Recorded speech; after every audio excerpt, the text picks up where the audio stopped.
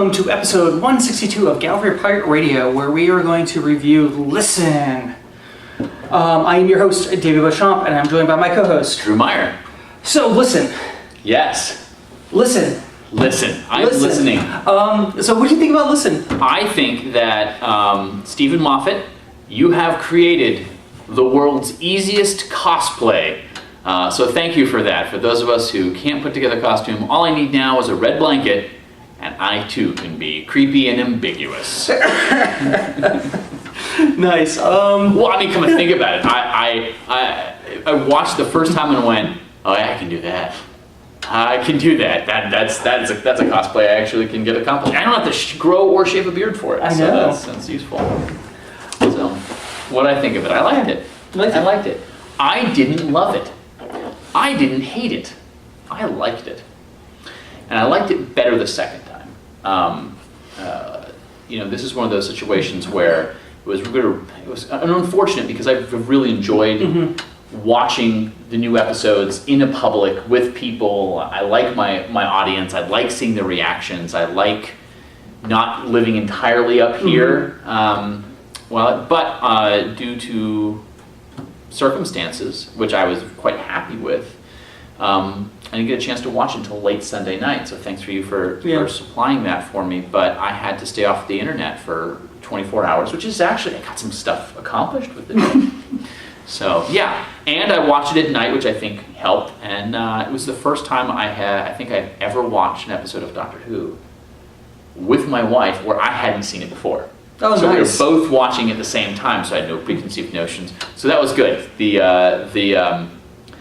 The Rupert Pink bedroom scene was really nice and creepy and intense. So, yeah. Once again, I think it's a good script by Moffat. I don't think it's a great script. I think it's a good script by Moffat. I think Douglas MacKinnon did a fantastic job directing.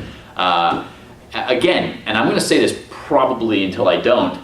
Excellent acting by everyone involved. Yeah. No, it's interesting. This is the first time Moffat has written a script that has not been a special, a opener, a closer, just an episode in the middle of the season. Oh, since he's taken over. Since he's taken over. Yeah. Yeah, that makes sense. Yeah, it's his first one where it's not something special, anniversary, Christmas, the start of the season, the end of the season. I guess a second episode doesn't count, right? No. Was he? Beast Below. Season 5. Wow, that was him? Yeah. That was Moffat? Yeah. Wow, I guess I finally have a script of Moffat's I don't like. I really don't like Beast Below. I know. Really don't. I know you don't. Wow, I did not realize that was Moffat. Mm-hmm. So yeah. It's kind of cool. I haven't been that excited about a Next Time trailer in a while, up until at least this Next Time trailer, which I can't wait to get talking about that. But how do you want to approach this? Because we only have about 30 minutes. Well, here's the interesting thing. This episode has definitely polarized the community. Oh my goodness, it really has. And before you even watch, I even said it's going to be something going to. Do you want to tell the audience why you told me that? Oh, just because.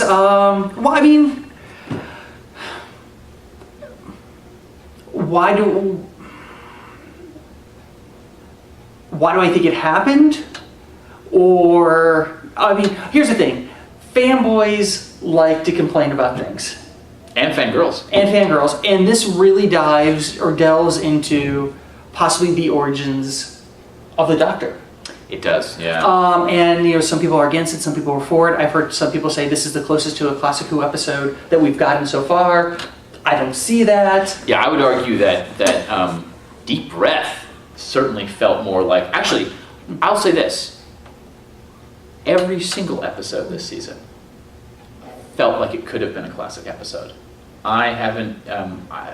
And I would even say the Robin Hood episode, especially if you look at some Sylvester McCoy era stuff. Absolutely. No, they all felt like if you tacked on an extra 20 minutes to any of those episodes, everyone would be saying the same thing. But, and I've heard actually people complain about the pacing as something they didn't like about this episode. I thought it was great. Yeah. I thought it was different. Yeah, well, but the pacing, it feels like less frenetic. Has the Doctor run, like actually on his own two legs I feel like they must have at some point in time. He's been chained to Robin Hood, that makes it a little hard to run. He was on a horse in Deep Breath. They were stuck inside a Dalek and didn't really do a whole lot No, of he has not run yet. running No, from he anything. hasn't run. Run this way. No, there's no No. running. So it feels like this Capaldi's Doctor. Ooh, and I want to talk about the importance of distinction with that. But I feel like the pacing this season has really had a classic feel to it. Yeah, no, I just I thought it's another great episode. I thought they hit it out of the ballpark. I mean, and talk about acting, Clara. Yes. Oh, I mean, Jenna Louise Coleman. My God, keep doing what you're doing. Yeah. You're outstanding.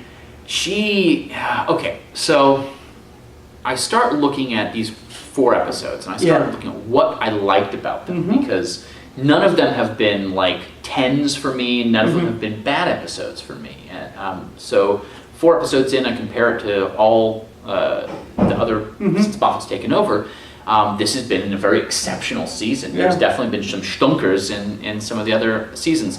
And I'll tell you what I like. I think that this is really impressive because Jenna Coleman and Peter Capaldi's chemistry together, Clara and the 12th Doctor. And I think that's one, she's obviously being written differently than she was with Matt Smith. But the energy together, I think I read an article that was saying you can't look at Matt Smith without looking for Amy Pond. And I agree. I think we got a situation where Clara and the 12th Doctor, 14th Doctor, whatever it is, the Capaldi Doctor, are definitely, they're made for each other. They're certainly written for each other. Well, here's the interesting thing is, we do not know how much time has passed between the movie and the Christmas special. Because she went from being just a caretaker to those kids to being a full-fledged teacher. Right, yeah, I absolutely. mean, we don't know how much time, how much growth has happened, which I'm fine, we don't need to know that. But I just like the fact that they took that time to have her character grow in maturity and stuff, and not be this whatever she was with Smith. And that's one thing I've been enjoying, because I don't need that backstory. I don't need to know how she went to school, how she got a degree, because I'm assuming, like here, you have to get a degree and stuff like that to be able to teach. So I mean, some time has had to have passed in order for her to get that position. Now, do I think the Doctor might have helped her get that position since it's Coal Hill School? Yes, but I mean, there's something has happened. A maturity level has occurred in her character, and it's been outstanding. And I think we mentioned this before, and if I hadn't, it certainly needs saying, that her character feels like a teacher. She does. She feels like a teacher. One of those people who's like, underpaid, underappreciated, does what they do because they love it, and knows how to take charge of a situation. And I think the way that Capaldi is playing the Doctor, and I keep on thinking of him as the Capaldi Doctor, not the 12th Doctor. Here's why I think I'm so enamored with Capaldi that I'm seeing Capaldi, not the Doctor. Yeah. I still don't see him as the Doctor. I still see him as Capaldi, which is interesting. I don't think I felt that way about Smith. But the Capaldi Doctor certainly needs Clara, and their relationship, and she has matured. I think it was one of the ladies on Verity mentioned that one of the ways that we have a visual sleight of hand is her style of dress has become more mature, though I didn't totally dig the eyeball outfit, the eyeball blouse from Into the Dalek. Was it Into the Dalek? Yeah. But anyway, it doesn't matter. My fashion sense, as anyone can tell, is almost non-existent. One thing I've noticed, just as we're talking here, don't lose this thought, is they act like real people. Clara, Danny, they're all acting like they're real. It's like I can know something like that. They're not just one-sided. I agree. They have very complex personalities. They're like real people, I think that's helping with that. Let's talk about, since this episode does technically, well, it doesn't start off. We have that great cold open with him talking about himself, which is great. He's got some really, Moffat's written him some very good dialogue. Even to have a soliloquy to talk to yourself, it's really good. But then skipping past that, unless there's something that you really want to mention about that, the only thing in that scene that I really want to say is, obviously time has passed between episodes with Clara. He is traveling by himself, and the way we can tell, our visual sleight of hand, is the TARDIS is accumulating more and more books. Oh my God, the books on the books stairs. are showing up everywhere. Oh, I love that. And I will say this right now, without hesitation, that if he continues to get more books just laying about, this will become my favorite TARDIS set. The wood panel ancillary room from Mandragora, the Vernian steampunk room. That's my style, but if you want to, we're librarians. If you want to put books everywhere, you have got my attention. Yeah. That's one thing I noticed. Oh my God, look at all the stairs! I'm just like, they're everywhere. They're great. So one question during the entire monologue: who do you think wrote Listen? I have no idea. Okay. Yeah. Here's the thing. This is one of those questions.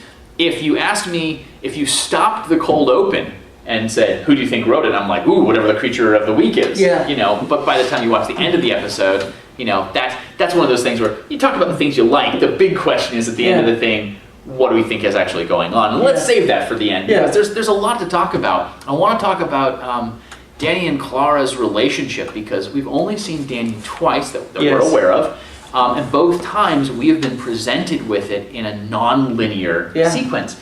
Now, I know that because Moffat has poisoned our minds to watch for every single clue, and he probably purposely leaves red herrings everywhere. I just think this is a really great stylistic approach film-wise, but it's definitely notes, because we're dealing with two different directors here with Wheatley and McKinnon, that I think it's written, hey, listen, if you're going to present these two, I want to have it out of sequence, and I like it. Yeah. Because it seems like we're being led to, time being a factor in the relationship, but I just stylistically, I really enjoy it. Yeah, no, I think it's great, and honestly, I still don't buy that it's them yet. What do you mean that it's them? I don't think they're going to end up as a couple. I don't either. Yeah. I don't either. I don't. Well, no, okay.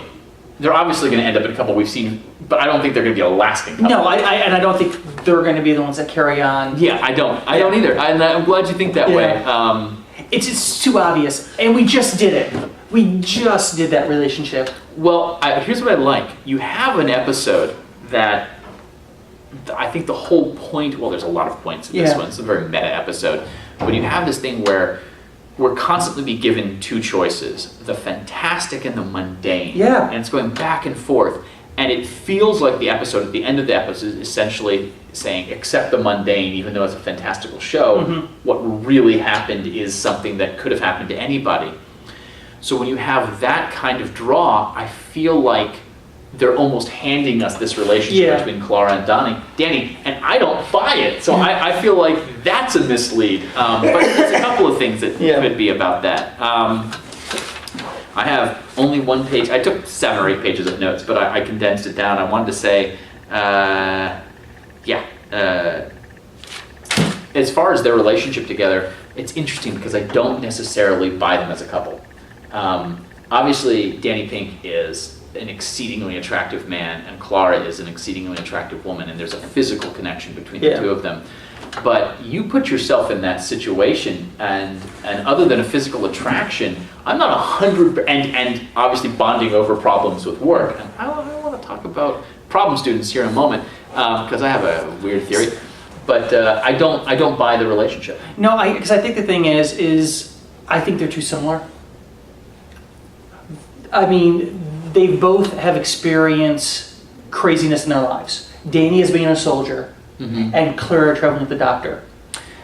Yeah. I think there's that attraction that they both have. They're both damaged goods. They're both damaged goods. Yeah. I mean, honestly, her mother died. I mean, she is damaged goods. Oh, well, absolutely. And of course, we're using damaged goods as a plot recommendation and no real negative connotation. Yeah. And I just think right now it's that sort of thing. And I think Clara wants something concrete that isn't the doctor. And she's sort of forcing the relationship with Danny right now. And I absolutely agree with you on this one too. It's a little weird. That it feels like she is, and we have some evidence in this episode, that she is really trying to create a separation between her life, in her real life, and the doctor's life. She is this companion where at the end of every episode, every adventure, she goes back to her life. Yeah. She is creating a barrier. And I don't think that's good for the doctor. I think the doctor wants her to be traveling full time. I think he's looking for a companion. Yeah. He definitely needs her. Yeah.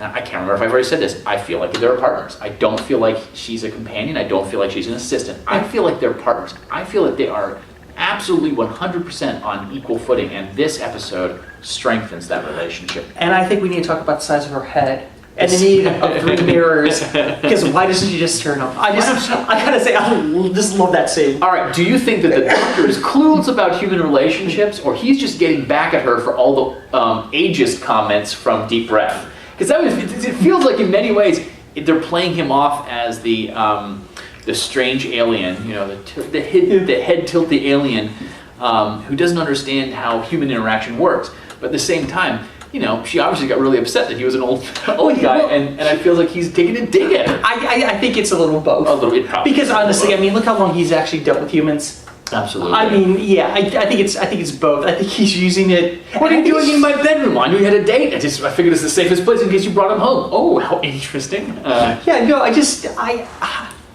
There's just something really magical between Capaldi and Coleman. It's gonna be sad because we know it's going to happen at some point. She's going to leave the show. And it's just going to be really, really sad because I don't know what sort of chemistry you're going to bring to the character next. Maybe a savage that needs to learn to be, prim and proper. Bring Louise Jameson back. I'll take Lou again. I don't know. And again, it's one of those things. I hope that Jenna Coleman stays on the show as long as Moffat is writing it. I think it's time for the longest running companion because Moffat has essentially, with this episode and Name of the Doctor, created a character that is, I feel in some ways, his wish fulfillment of placing himself within it, because he has taken his fingers and he has put it all up in the telepathic circuits, the telepathic interface of Doctor Who's history, because he has created a character who is essentially has created a piece of it. Clara is, and part of me likes it. Part of me really dislikes it because it feels like the showrunner putting their stamp on the show in a direct way. Like if you could say, okay, the Hinchcliffe era is definitely a gothic horror era. Yeah. And that's his stamp on it. Well written, good budget, but Hinchcliffe didn't put his personal feelings, feel, in the... Well, here's the thing, is we don't know what Clara actually knows. In my mind, when she sent herself off in the timeline, those are pieces of herself that she doesn't know that history. Didn't come back in. Yeah. So we're still left with the Clara that we know. And all those other Claras are gone.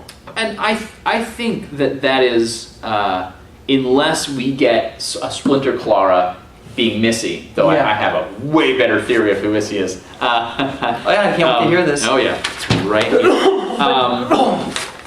This is interesting because I wrote all these individual little things. There's some great nods in here. There's some fantastic lines. They're the back and forth, the insults they sling at each other that really show how much they like each other.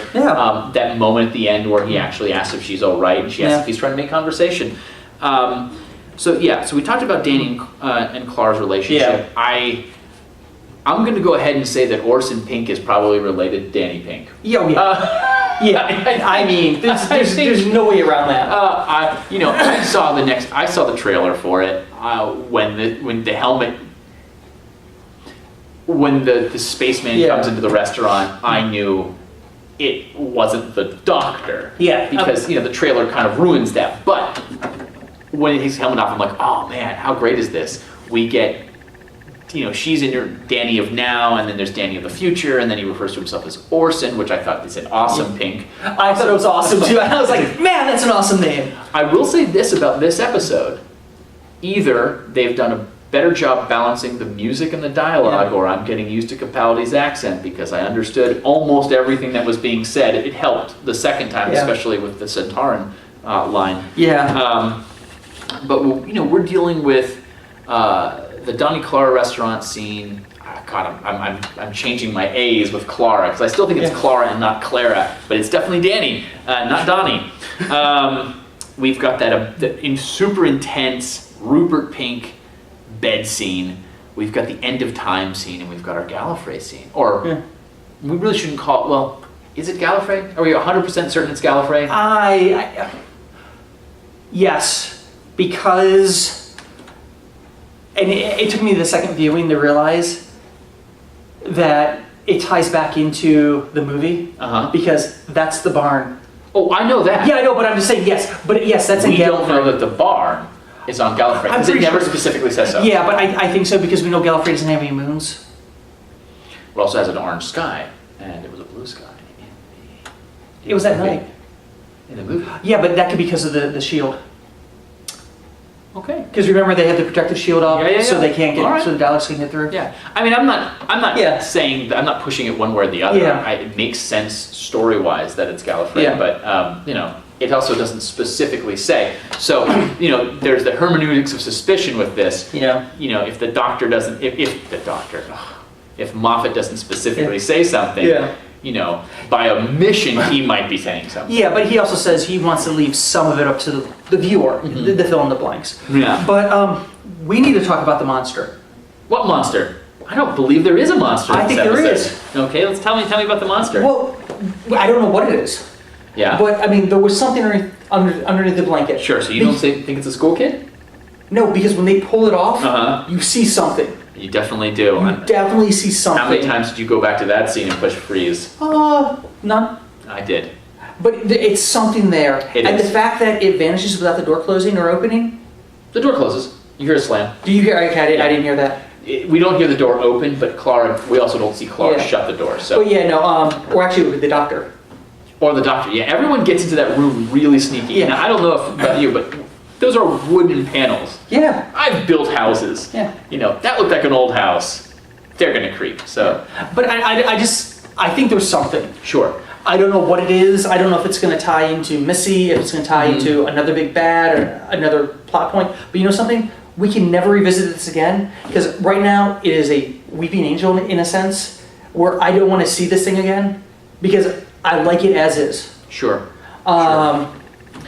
I think that one of the negative aspects of Moffat Yeah. is that you can't watch an episode for the episode's sake Mhm. because you're always going to be wondering, does it tie in? Yeah. I also think that's one of the benefits of a Moffat script Yeah. is that there's a big picture towards the end. And hopefully those pieces fall together the way you either want or are pleasant. I don't feel that he always succeeds with that. Well, I mean, here's the thing. That thing underneath the blanket could have been generated by the Doctor with his fear, and that could be the nugget, the kernel that creates the value. There's a lot of ways. I mean, there's a lot of ways of handling it. You know, the thing outside I think there was something outside that spaceship. Yeah. Or Danny never would have, or Orson would never have written, Don't open the door. don't open the door. Yeah. Well, I do like that we are given an alternative to the fantastic in every scene. And Yeah. I do like that the script says, is it possible that we just saved Rupert Pink from one of his classmates, housemates or whatever, another child? Do you think I just forgot that I wrote my name? Well, it is your handwriting. Do you think that it could be the pressures, like pipes shifting? I love the whole balance. I mean, Yeah. I still think there was something there, because going back to that opening monologue, I mean, it was brilliant. Just the stuff that he was saying, I mean, it got me thinking, I mean, could there be? Because it goes back to that, fear makes a companion of us all. Uh-huh. Here's the interesting thing. Do you know where that was first said in Doctor Yes, Who? it was Unearthly Child The very first- episode 2 or 3.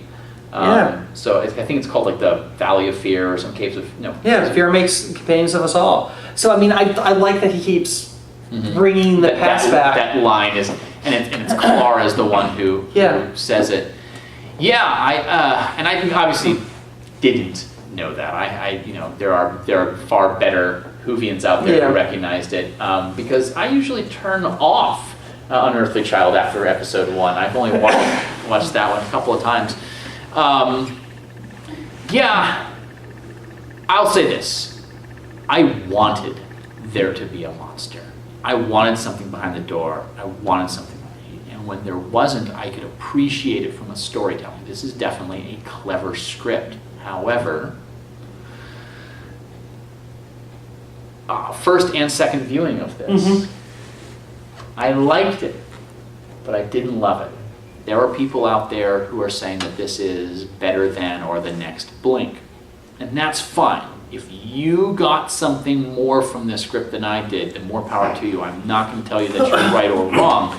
I am going to say in my own personal opinion, I didn't think it was as good of a script as Blink. And we have... Blink is a genius script. Blink is a genius script. It might not necessarily be a great Doctor Who episode, right, but it certainly is a great script. And yeah. There's, Moffat likes a closed loop, and this story is very much a closed loop. Yeah. Blink is almost a perfect closed loop, except, they never explain how that rock gets thrown. There's a lot of ducking in, ducks, duck pond, and then duck pond. Yeah, I didn't love it. I really wanted there to be a monster. And it's not that I wanted an easy answer. Yeah. I just think the monster as they presented it is such a cool idea that not having it felt like, aww. Yeah, but this is Moffat again. Oh, I know. It might come back around. It might, and that's actually a problem. Because if this episode is dependent on another episode to fulfill it, then I think it suffers because of that. I think it's an enjoyable experience. I gotta say, most creeped out I've been by an episode since the first and second time I watched Blink. Really? Oh yeah, Blink, I watched, so like the 3 episodes of Doctor Who I've seen that creeped me out. I thought that The Empty Child and the Doctor Dances was creepy. I turned the lights on the first time I saw that. Blink, I did not turn the lights on because I was enjoying the creep I was getting from it. And this one, we watched it. Megan and I were sitting there together, and I wasn't scared. I got creeped, which is good. I like it. I think God, I really wish I was there with the kids to see how they reacted. I would never. But here's the thing: is if you were there with the kids, it's very possible that the commercial breaks could have ruined the flow. Oh no, I get that. I get that. I know. I'm saying is like watching this with a kid just to see how. Oh, watching it with a kid. Watching with a kid. Yeah, well, dude. I got godkids. Let's show the library. Yeah, let's book ventures. I think Silence in the Library would be a really good one to show in the library. Okay. What do we? I like the idea that Clara thinking about Danny when the phone rings causes them to go off kilter. I kind of like the idea that the Doctor and Clara are the sort of the reason that Danny gets pushed into the idea, being a soldier. It's a little weird, but Dan the soldier man changing his name, but not enough to remember what Clara looks like, because that just becomes really weird and creepy. Well, they subbed it with one-line dialogue. I scrambled his brain, so he don't remember anything. I know. Well, I gave him ideas of being Dan the soldier man. It's I like the once upon a time zonk. Yeah, that was great. Oh look, and hey, I will say this. Yeah. So you got a doctor who I almost feel is on an autism spectrum. Yeah. Like the buttoned up shirt and the weird human emotions. I'm not playing light with autism, understand. I'm just saying that his use of human emotions I think is interesting. But for a brief moment, he was good with a kid. Mm-hmm. And that's what the Doctor should be. Mm-hmm. Like, even at the worst. And then, conversely, moments later, it's like, oh, he's the Doctor. Of course you should be afraid of the Dark. There's horrible things in the Dark. He'll eat you and kill you. So we're getting close, because you have stuff that you need to... I know. I have to touch upon this. What did you think about the War Doctor? I don't think the War Doctor was necessary to be seen. I like it. I think it was clever that they tied the barn back in. Makes me wonder what happened to everything else around the barn. So it makes me wonder how much time has passed. Obviously, thousands of years. I feel like the Gallifrey part was very clever. But it didn't necessarily work for me from what I wanted from this episode. Mm-hmm. I think I felt like going to the barn almost felt like Missy showing up randomly. It took me out of that scene, and it became something different. I appreciate it, but I didn't love it. Oh, see, that's a disappointment. I thought you'd get all excited about that scene. What was the War Doctor? Just that little bit. I like the War Doctor, and a lot. Yeah. But it felt distracting, and it felt converse, almost antithetical to what we heard about the Doctor's upbringing from the previous episode with the Robot of Sherwood, where he says someone who was born to wealth and means who stole the TARDIS and runs away. It's interesting. Why is the Doctor Boys' school. in? Because you remember, they send kids off to school in England. They do, and I guess that's right. That's a way of thinking of it. So it's a school rather than like an orphanage Right, or yeah. something along those lines. I was just drawing lines Yeah. between Danny and the Doctor, Yeah. and so I gotta say again, Jenna Coleman crawling under the bed both times, Yeah. really brilliant. Her grabbing the ankle, though. I'm sorry, if I get out of bed and something grabs my ankle, and I own cats, so I mean this has happened to me before, I'm gonna scream. No one screams. Everyone just accepts the fact that they're being grabbed. I don't. Anyway. So, who do you think Missy is? Before we wrap this up. My theory about Missy, and I'm glad that we didn't see Missy in this episode. So, I have a checklist of things we know about Missy. Has access to time travel in some form or another, right? Discusses heaven. Has a thing for older men. Has a tendency to pick up strays. I believe that Missy in Doctor Who is none other than Missy Preston, stepmother to Bill S. Preston, Esquire, from the Bill and Ted movies. Because Oh, wait, that's just American Talk. wow, stallions. No, I just watched it. It's on Netflix now. I watch it and I'm like, oh, look at this. Her name is Missy. She's got Missy on her car. She likes older guys. When you think about it, that is really creepy that his dad is hooked up with someone who's only 4 years older than him and has sex in his room. Anyway, that's not. Yes. Okay. I have another kooky theory. Okay. I shouldn't say kooky theory because that's someone else's line. But you and I discussed the Master and whether or not Danny Pink is the Master. Yeah. Do you still think that Danny Pink is the Master? It's making it a harder case now. Okay. Do you think the Master is still going to be in the show? Do you think they're going to bring the Master back? At some point, yes. If they do, I have who I think is my top selection, and that is the yet possibly unnamed young student at Coal Hill School that said, do it, go ahead, do it, to Clara, who had the snide comment to the receptionist, and who I think they're talking about. Yeah, I think her name is Courtney. I think the Master's hiding out in the body of a young black girl at the school. So if I were, based off of just these 4 episodes, if I were going to bring the Master back, that's who I have the Master hiding as right now. I'm just saying. Either that, or I think that. There's a really important part we haven't talked about. Okay, we gotta make it fast. We gotta make it fast. Danny sits down. They said it's fine. We're finally having that drink. It's dinner. Sorry we couldn't do it. I have had family business. We're led to believe that he is either an orphan or has been sent to a boys' home. Who's his family? Could be the people that adopted him. It could. Who do you think adopted him? The Master.